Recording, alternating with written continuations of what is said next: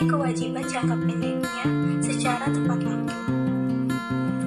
Sedangkan menurut Dermawan Syahrial dan Teja Hotman Purba dalam bukunya yang berjudul Analisis Laporan Keuangan, rasio likuiditas menggambarkan kemampuan perusahaan membayar kewajiban jangka pendek atau hutang lancar pada saat jatuh tempo dengan menggunakan aktiva lancar. Dari beberapa pengertian di atas dapat kita simpulkan bahwa rasio likuiditas merupakan bagaimana cara suatu perusahaan untuk mengatasi persoalan kewajiban jangka pendek yang ditanggungnya secara tepat waktu berdasarkan aset lancar yang dimiliki. Rasio perusahaan bidang keuangan menggambarkan tingkat hubungan atau pertimbangan mathematical relationship antara kuantitas tertentu dengan kuantitas lainnya, serta dengan menggunakan alat analisa berupa rasio ini akan dapat menjelaskan serta memberikan suatu gambaran analisator mengenai baik buruknya keadaan atau posisi keuangan suatu perusahaan, terutama jika rasio ini diperbandingkan angka rasio pembanding yang digunakan sebagai standar. Fungsi likuiditas di sini ada 4. Yang pertama, sebagai media untuk menjalankan aktivitas bisnis sehari-hari. Yang kedua, sebagai antisipator dana-dana yang dibutuhkan secara tiba-tiba ataupun mendesak. Yang ketiga, sebagai pemuas nasabah, khususnya lembaga keuangan yang ingin melakukan pinjaman ataupun penarikan dana. Yang keempat, sebagai poin penentu tingkat fleksibilitas perusahaan dalam mendapatkan persetujuan investasi ataupun usaha yang menguntungkan. Perusahaan dalam membayar kewajiban jangka pendek atau hutang yang segera jatuh tempo pada saat tagihan secara keseluruhan. Dengan kata lain, seberapa banyak aktiva lancar yang tersedia untuk menutupi kewajiban jangka pendek yang segera jatuh tempo. Rasio lancar dapat pula dikatakan sebagai bentuk untuk mengukur tingkat keamanan atau margin of safety suatu perusahaan. Perhitungan rasio lancar dilakukan dengan cara membandingkan antara total aktiva lancar adalah mengurangi sediaan dan piutang. Aktiva lancar atau current assets merupakan harta perusahaan yang dapat dijadikan uang dalam waktu singkat atau maksimal 1 tahun. Komponen aktiva lancar meliputi kas, bank, surat-surat berharga, piutang, sediaan, biaya di muka, pendapat yang masih harus diterima, pinjaman yang diberikan, dan aktiva lancar lainnya. Lancar atau foreign liabilities merupakan kewajiban perusahaan jangka pendek, yaitu maksimal 1 tahun. Artinya utang ini segera harus dilunasi dalam waktu paling lama 1 tahun. Komponen yang lancar meliputi utang dagang, utang bank 1 tahun, utang wesel, utang gaji, utang pajak, utang dividen, biaya diterima di muka, utang jangka panjang yang sudah hampir jatuh tempo, serta utang jangka pendek lainnya. Dari hasil pengukuran rasio apabila rasio lancar rendah, dapat dikatakan bahwa perusahaan kurang modal untuk membayar uang. Namun apabila hasil pengukuran rasio tinggi, belum tentu kondisi perusahaan sedang baik. Hal ini dapat terjadi karena kas tidak digunakan sebaik mungkin.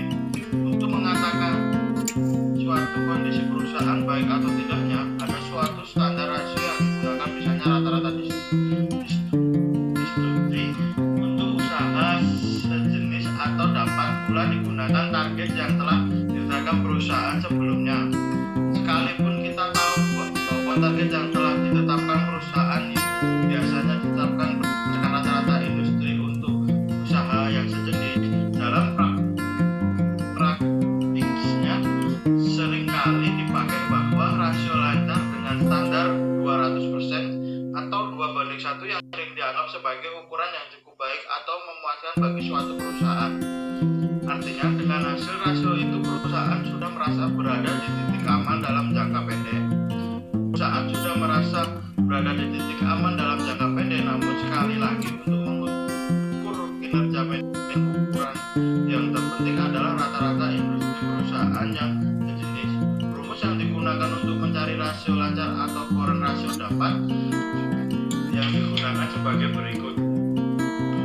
Current ratio sama dengan aktiva lancar dibagi untung lancar. Menurut analisis laporan keuangan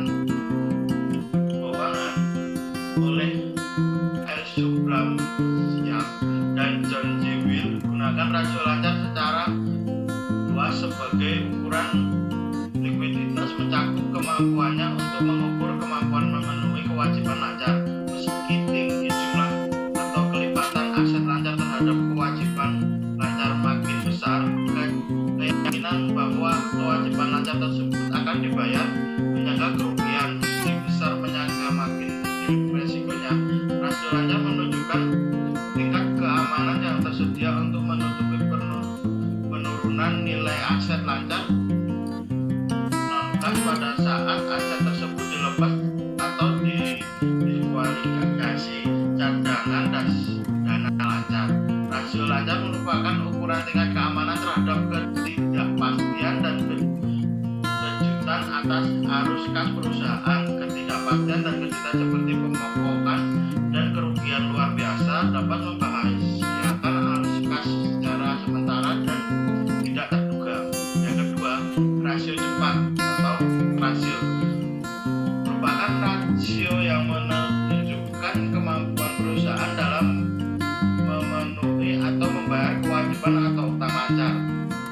Utang jangka pendek dengan aktiva lancar tanpa perhitungan nilai sedia atau inventory.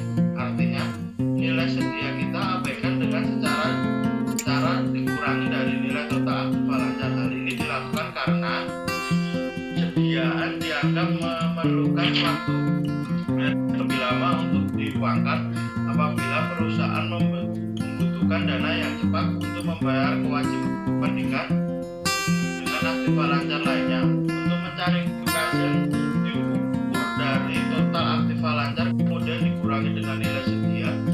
Terkadang perusahaan juga memasukkan biaya yang dibayar muka jika memang ada dibandingkan dengan seluruh utang lancar. Rumus yang dibutuhkan untuk mencari rasio cepat atau quick present adalah sebagai berikut. Quick present sama dengan quick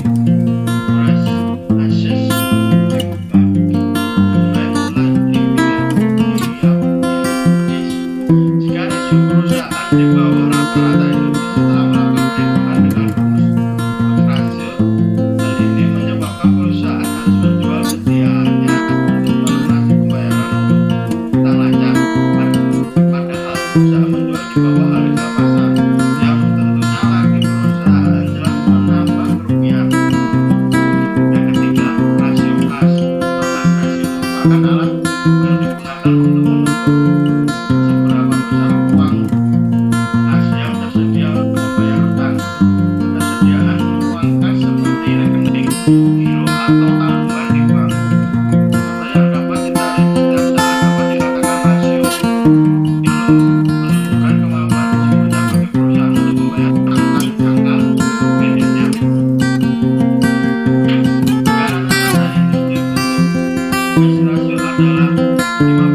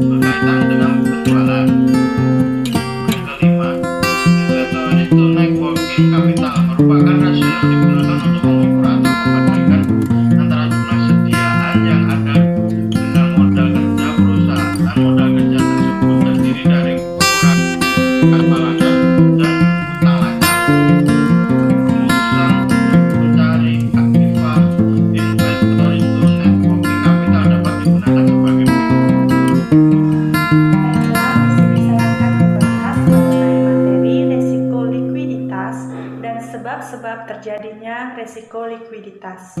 Berdasarkan buku Irfan Fahmi yang berjudul Analisis Laporan Keuangan, mengatakan bahwa resiko likuiditas ini merupakan bentuk resiko yang dialami oleh suatu perusahaan karena ketidakmampuannya dalam memenuhi kewajiban jangka pendeknya, sehingga itu memberi pengaruh kepada terganggunya aktivitas perusahaan ke posisi tidak berjalan secara normal. Oleh karena itu, resiko likuiditas sering juga disebut dengan short-time liquidity risk. Contohnya, listrik yang terlambat terjadi di suatu perusahaan. Untuk menganalisis secara lebih dalam tentang risiko likuiditas dapat dilakukan dengan menganalisis kondisi kemampuan suatu perusahaan yang dapat dilihat dari segi analisis arus kas, analisis kewajiban jangka pendek, dan melakukan analisis arus kas dana jangka pendeknya juga. Nah, kemudian saya akan menjelaskan mengenai sebab-sebab terjadinya risiko likuiditas. Pada suatu perusahaan mengalami risiko likuiditas, ada beberapa sebabnya yang melatar belakangi menurut Irfan Fahmi dalam analisis laporan keuangannya, yaitu yang pertama, utang perusahaan yang berada pada posisi ekstrim, atau artinya utang perusahaan sudah berada dalam kategori yang membahayakan perusahaan itu sendiri. Yang kedua, jumlah utang dan berbagai tagihan yang datang di saat jatuh tempo sudah begitu besar. Lebih baik utang di perbankan, leasing, mitra bisnis, utang dagang, termasuk dalam bentuk bunga obligasi yang sudah jatuh tempo yang harus secepatnya dibayar, dan berbagai bentuk tagihan lainnya.